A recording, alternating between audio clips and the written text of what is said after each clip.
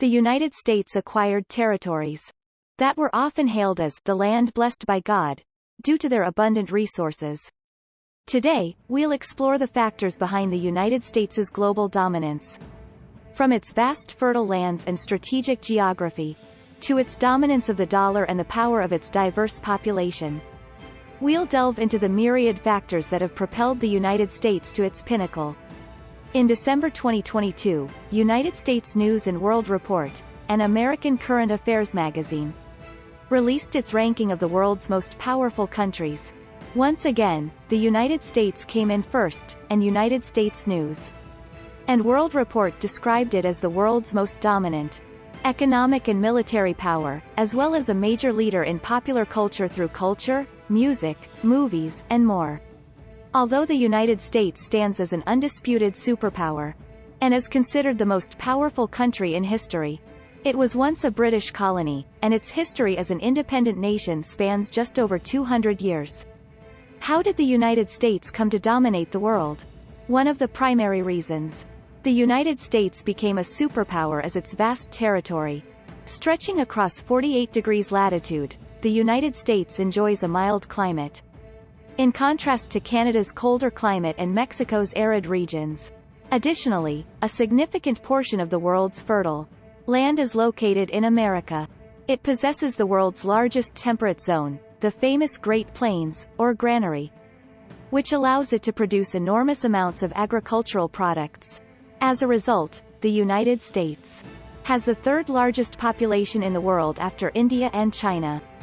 But its food self-sufficiency rate is 132%, one of the highest among developed countries. Just as ancient civilizations were born and developed in the watersheds of great rivers, the Mississippi River, the largest river in North America, has had a great impact on American civilization and history. The Mississippi River, which ranks after the Nile, Amazon, and Yangtze rivers in terms of size, stretches for 3,700 miles and spans 31 United States and 2 provinces in Canada. This has eliminated the need to artificially dig rivers to provide conveyance routes. With a basin covering 1/3 of the country's land area, agriculture has flourished. And the river has served as a transportation route not only for agricultural products, but also for freight, including building materials. Since water transportation is the least expensive transportation route, trade between cities also flourished, which generated significant economic benefits and led to the growth of the nation. It also led to the expansion of the nation's territory. The United States originally began with 13 states along the East Coast. And over the next 100 years, it gradually expanded its territory to the west, taking and acquiring land through wars. At that time, agricultural products produced in the southern United States were transported via the Mississippi River. In 1795, the United States signed the Treaty of Pinckney with Spain for the smooth transportation of goods, receiving the right to navigate throughout the Mississippi, and the right to export trade through New Orleans. However, problems arose in 1800. France regained ownership of Louisiana. Eventually, Thomas Jefferson, then president, decided to buy New Orleans from France and approached Napoleon about it. France, on the other hand, was in financial difficulties due to the 7 Years' War, and had no power to maintain Louisiana. The American delegation visited France with the intention of purchasing New Orleans, and suggested that they purchase not only New Orleans, but all of Louisiana. The Americans were a bit puzzled by this, but eventually decided to purchase the entire Louisiana for the low price of $15 million. A simple calculation shows that the purchase was made for a mere $7 per square kilometer. This has been hailed as the smartest purchase in United States history. Thus, the United States territory doubled in size overnight. While this was a welcome expansion of territory, Louisiana was also an ideal place for agriculture. Not to mention transportation routes. The land was highly fertile, making it suitable for a wide variety of crops. The ability to be self-sufficient in everything from agriculture to transportation reduced America's dependence on trade. The more trade-dependent a country is, the more susceptible it is to economic fluctuations overseas. Today, the United States is the least trade-dependent of all OECD countries.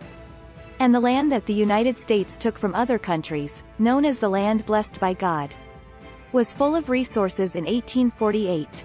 The United States won the Mexican-American War and acquired vast territories, including New Mexico, California, Nevada, Utah, and Colorado. Large oil fields and many underground resources were discovered in this area. This is a tremendous amount, and coal alone accounts for about 27% of the world's total reserves. More recently, shale formations have been discovered throughout the United States, including Oklahoma, Ohio, New York, and Pennsylvania, and the establishment of production technology for oil and gas in shale formations has made the United States the largest crude oil producer in the world. According to the United States Energy Information Administration, America's entire natural gas reserves are worth about 100 years of consumption in the United States. Another reason the United States has become a superpower is its geographic isolation relative to the rest of the world. Forests and mountains rise between the United States and Canada, while Mexico is separated from it by vast deserts and highlands. In addition, the Atlantic Ocean stretches to the east, and the Pacific Ocean to the west. This means that it is difficult to invade the United States by either land or sea routes. On the other hand, it was a great advantage for the United States to easily develop its market through the sea. So far, it may look like we are just blessed with land, but that is not the case. The dominance of the dollar also plays a part in the United States maintaining its superpower status. According to journalist William Engdahl, the dollar, along with food and oil, is one of the most important weapons in America's reign atop the world. The reserve currency is the currency that is adopted as the standard and occupies the dominant role in international financial transactions, and is called the key currency. So how did the United States dollar become a reserve currency? Prior to World War II, the key currency was the pound sterling, the currency of the United Kingdom, the most powerful country at the time. After the war, however, Britain's position weakened, and the number of other countries using it as a reserve currency gradually declined. In addition, gold held by countries around the world during World War I and II flowed to the United States in the name of payment for goods and reparations, and after the war, the United States gold holdings came to account for 70% of the world's total. This naturally led to the adoption of the United States dollar as the reserve currency, and the United States instituted the Bretton Woods system, which stipulated that 1 ounce of gold could be exchanged for $35. The Bretton Woods system was concluded at the Allied Monetary and Financial Conference of 44 Allied nations, held just before the end of World War II. To bolster this new international monetary system, institutions like the International Monetary Fund and the International Bank for Reconstruction and Development were established. The United States stabilized the dollar through the gold standard. The gold standard means that the amount of currency issued is determined according to the amount of gold held. In other words, when other countries bring dollars to the United States, the United States government must pay the promised amount of gold. This allowed the United States to always issue currency in proportion to its gold holdings until the late 1960s. At that time, the United States supplied a large amount of dollars to finance the Vietnam War, but found itself short of gold reserves that could be exchanged for dollars.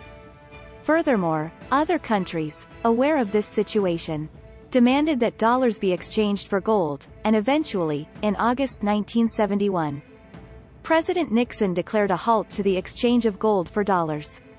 With the collapse of the gold standard, the value of the dollar plummeted, causing inflation around the world. However, the situation was to be turned around by oil. The United States struck an agreement with Saudi Arabia, ensuring that the Saudis would use the dollar as the primary currency for oil transactions. In exchange, the United States provided military support, leading to a surge in the dollar's value. But why did the United States want to keep the dollar as the reserve currency so badly? Because the benefits of having a national currency as a reserve currency are immeasurable. There are no fees for international settlements. And there is no risk from exchange rate movements or market fluctuations. There is no risk of a currency crisis if a country is unable to repay its debts. The reason is that the United States dollar can be issued before that happens. In fact, during the 2008 global financial crisis, the United States issued $16 trillion to pay off its debt. If a country's currency is a reserve currency, it can survive a crisis. It is for the same reason that European countries have united as the European Union and introduced a single European currency, the euro. Immigration history also plays a pivotal role in the United States' rise as a superpower. Personally, I believe this is the factor that has had the greatest impact. By accepting immigrants, the United States brought into the country talented individuals in many fields, from scientists such as Einstein to athletes, educators, and artists. And their success has become America's success and fame. On another note, are you familiar with the term, gay index? American urban economist, Richard Florida, introduced the gay index as a measure of a city's tolerance. Focusing on the percentage of homosexuals in the population, he observed that cities with a higher percentage of gays over the years tended to have more developed high-tech industries. Representative cities include San Francisco, Washington, D.C., Austin, Atlanta, San Diego, and Seattle. Richard Florida posited that cities embracing diverse cultures and values tend to attract creative individuals seeking a diversity of thought and liberation. And the key is not that there are more homosexuals, but that the environment is inclusive and liberal, not excluding those who are referred to as minorities. This perspective sheds light on why the United States recognized the right to same-sex marriage.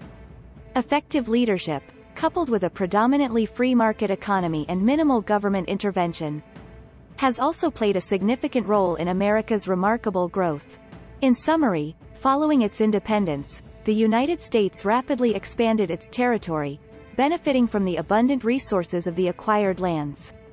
On top of that, it was blessed with geographical conditions that were fertile and difficult to invade from the outside, making it a convenient environment for trade.